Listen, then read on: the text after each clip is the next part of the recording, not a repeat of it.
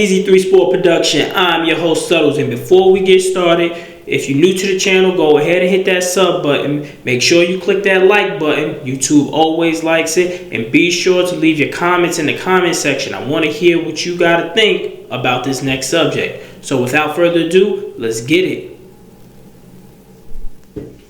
Let's start this preview off right now. It is now week 2 of the NFL season, and the New York Giants will be going up against the Carolina Panthers at MetLife Stadium.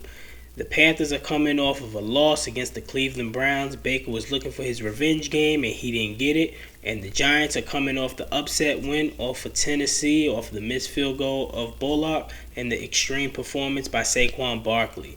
So how are these two going to mesh when it comes to week 2 and they actually meet at the Meadowlands?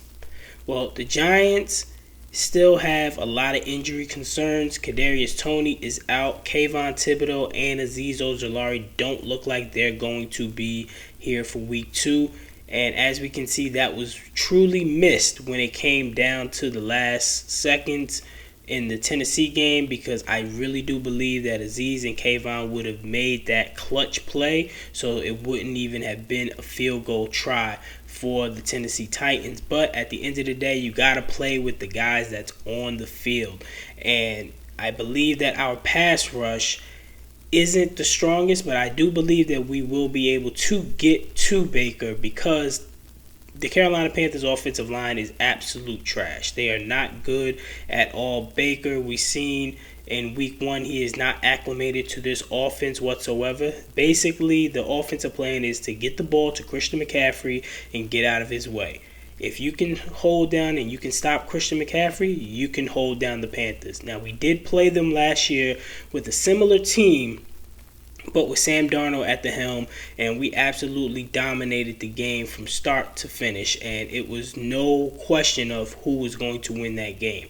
They had the similar team. They got some new young pieces, but at the same time, I still do believe that they are the Carolina Panthers. They really don't have the outside threats to do what needs to be done towards our corners. We do have to watch out for Robbie Anderson. He is a deep ball threat, but literally he only catches 1 to 2 balls a game, but they're going to be 50-plus yarders. So Aaron Robinson in that secondary has to look out for that.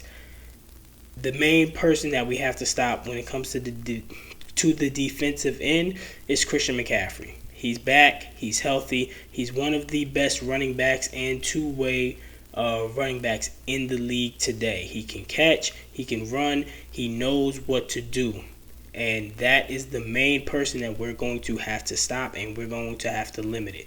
Now, we came into week 1 with a game plan of limiting Derrick Henry, and we did.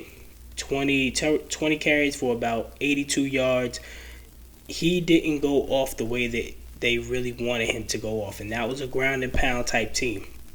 The Panthers are still trying to find their identity. I believe that Matt Rule will be gone after this season. Baker is not a lock. He is not done enough to say that, all right, he is a 100% established starter in this league, because he had a better team with Cleveland, and he's not going to be doing that much with Carolina. Now, when it comes to the offensive end for us and the defensive end for them, Carolina does have a pretty solid defense. But one way you got to get out there, you got to ground and pound them. You got to get them tired. You got to keep that offense off the field. The offense isn't dynamic, but you keep that offense on the field, off the field for Carolina. Keep that defense on. You're going to wear them down.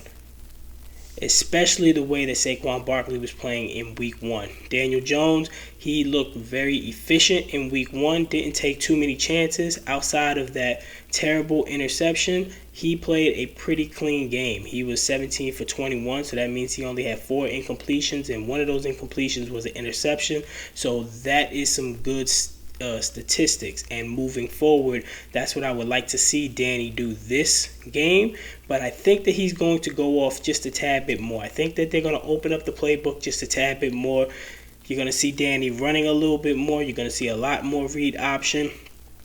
Now, these weapons of ours, Kadarius Toney is injured.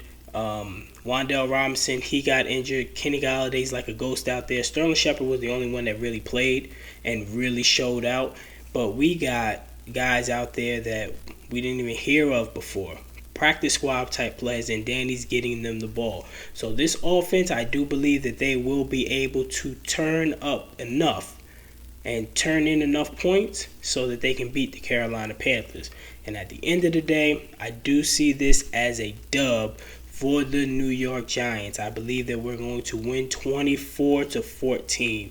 Yes, I do believe that our defense will hold Baker and that offense to only 14 points. I believe that we get 24 of those things, and we can go on 2-0.